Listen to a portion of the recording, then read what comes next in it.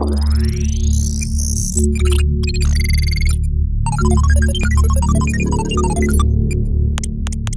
is a pleasure to be here.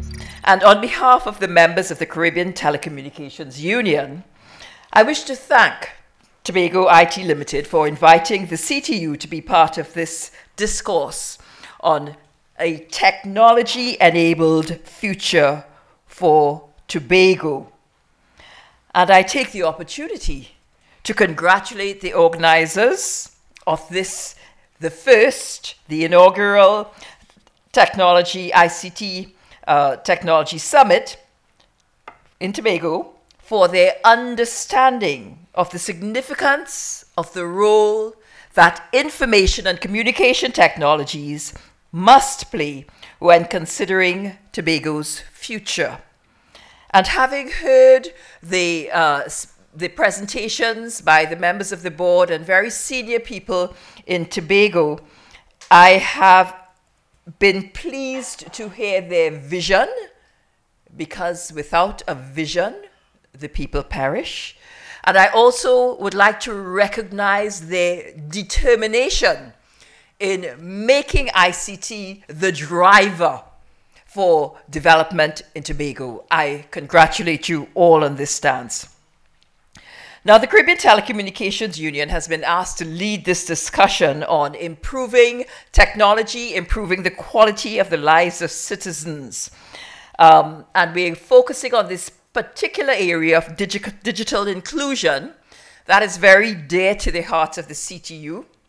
Because when we think of people who are excluded, the vulnerable in this society, people with disabilities, the blind and the deaf, and these are the two groups that we'll be focusing on, I want to remind you all that many of us are young and able-bodied, but as we grow, we develop disabilities. As we age, you're going to find the things that you got up and did on a daily basis, you cannot do them anymore. But ICTs, information and communication technologies, provides an opportunity for still being able to participate and function in a world even when we are afflicted with disabilities of one type or another.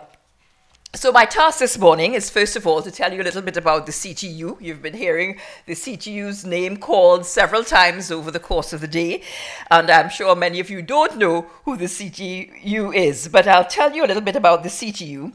Then I want to give you a sense of how information and communication technologies have changed the world. And thereafter, I'm going to give a definition or give you some sense of what it means when we speak about digital inclusion. Right, so here we go with the introduction.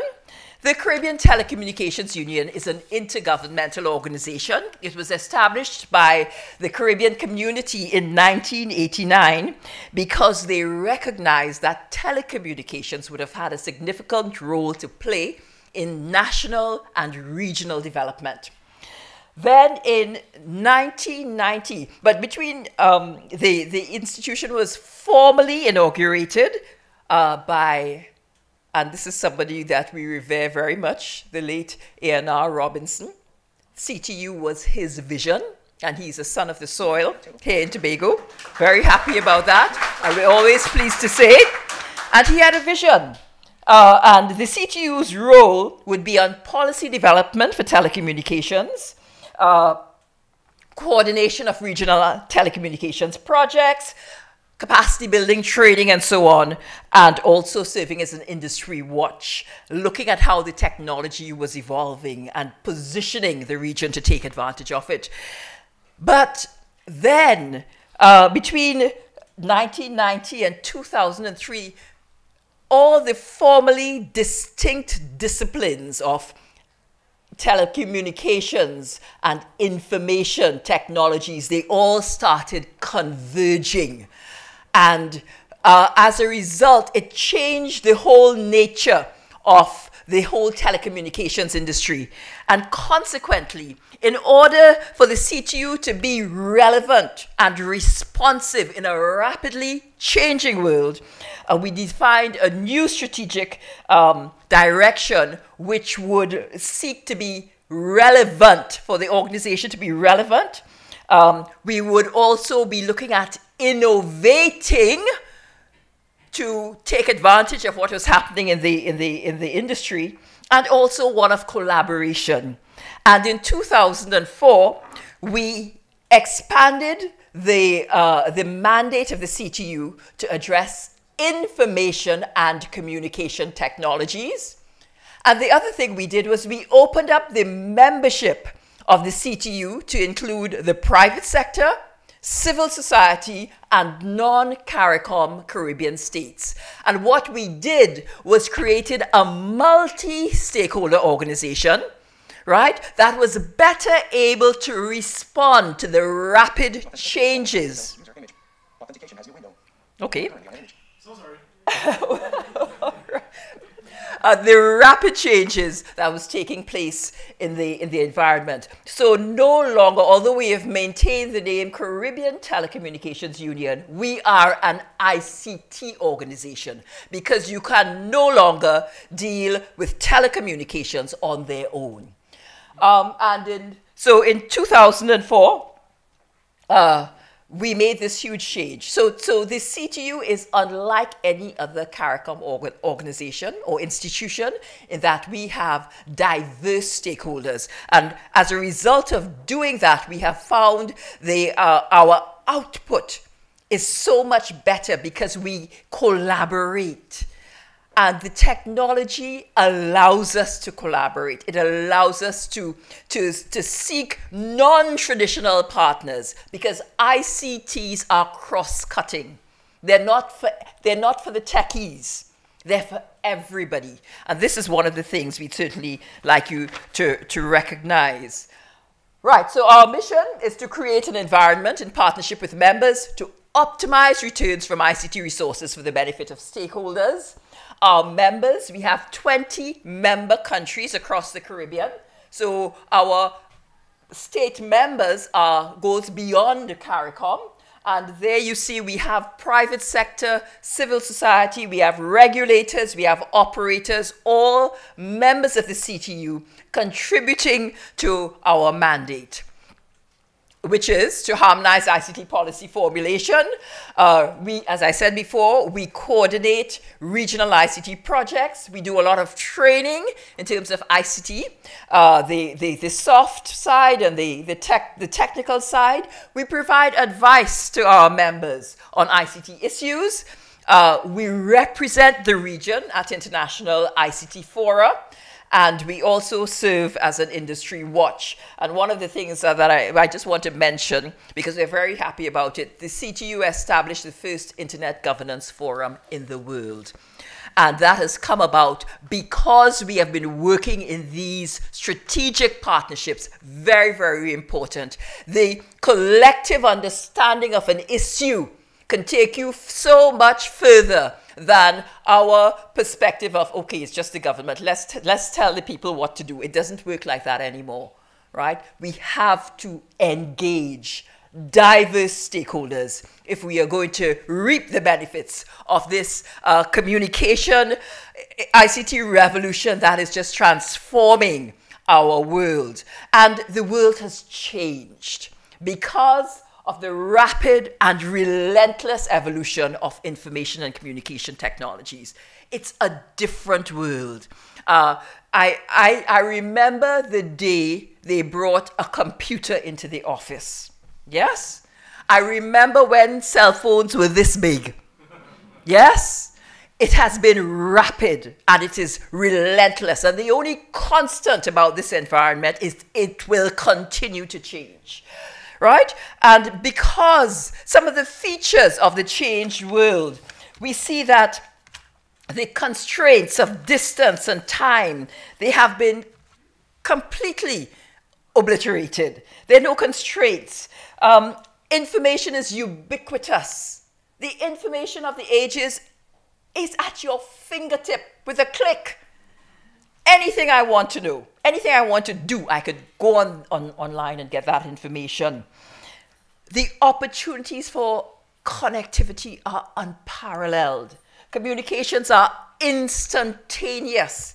It's not like 30 years ago, you wanted to contact some other buddy in another country, and maybe that you had to write a letter, and then it had to be sent on a boat, and you had 6 weeks to wait for the answer and twiddle your thumbs waiting. Those days are gone. Those days are gone. It's instantaneous communications, and all forms of communications. Once it could be digitized, it could be sent anywhere in the world. Imagine I have the opportunity also to speak yesterday. The gentleman from Huawei, he had a picture of 2 Maasai herdsmen. I could talk to them. I could pick up my phone and speak to them. That level of interconnectivity is unparalleled and unprecedented in the history of the world. Yes? This is power, you know. It's power. What are we doing with it? And, oops, yes, I have a tendency. Right, and these are some of the manifestations of the change. You see the internet, the World Wide Web, Facebook, Vimeo, YouTube. All of these things are impacting, they're chipping away at traditional forms of governance. So because of this revolution, you have people overthrowing countries. Remember the Arab Spring? Yes? And it's all, if we don't respond appropriately, we will be in danger of becoming completely irrelevant. Right? And look at Tori. Tori she's a girl from Ohio, I think it is, I can't see. She was born without a hand. And her friends loved this girl so much, they started a Twitter campaign, #HandForTori. She didn't go to the Ministry of Health or she didn't social services. No. Her friends started a Twitter campaign. And this came to the attention of a bionic company. And there's Tori with a new bionic hand. Yes? You understand what I'm saying? If we don't respond appropriately to the changes, we become irrelevant. Right? And this is what's happening because the world has changed. And the evolution of the technologies now provides opportunities for people with disabilities to be able to have a better quality of life, right? And the next 2 presentations will demonstrate that. But what I want to speak to is the whole issue of digital inclusion. And digital inclusion is about empowering every citizen through the effective use of ICTs to foster and create social and economic inclusion. And in order to do that, it is imperative that every citizen, from the traditionalists, and those are from about 63 to 86, those are from the 1900s to the 1940s, to the baby boomers, from about 46 to about 62, these are how these terms are defined. Generation X, from 28 to 43, and the millennials, from about 8 to 27. These are how they are decided. It is imperative that every one of us, all of us, fall somewhere in there. I'm not saying where I fall, but we're in there, right? And it is important that everyone has access to affordable technology, that every one of us has the right skills to use the technology effectively, that's digital literacy, and then it's important that every one of us has the ability, the confidence, and the motivation to use the technology to improve the quality of life and to make meaningful contributions to the social and economic development of our countries. And I want to say this to the millennials among us. You know, don't waste your time looking at Kim Kardashian and all their crazy antics. I want to encourage productive, beneficial time, right? Beneficial use of the ICT resources you have available to you. We have been up and down the Caribbean talking about the need for innovation. We met an 8-year-old boy in Montserrat with an online greeting card business. Yes? We've met innovators, young people doing amazing things. Don't waste your time on things that are not going to take you forward. Right? Now, many citizens already enjoy the benefits that technology can bring, but its growing prevalence amongst certain sectors or demographics or even classes can increase the disadvantage for the most vulnerable in our communities. And digital inclusion is the way to help correct the situation. So digital inclusion doesn't happen by chance. It does not happen by chance. We have to formulate the policies and implement the activities that need to be designed to help the specific needs of the entire cross-section of citizens.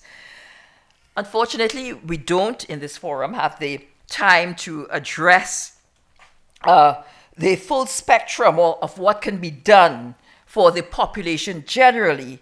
But in this session, we're going to focus on what can be done for digital inclusion for the blind and deaf citizens of our countries. And with that, I end, and we're going to move into the next round of presentations by our blind and from representatives from the blind and the deaf community. I thank you.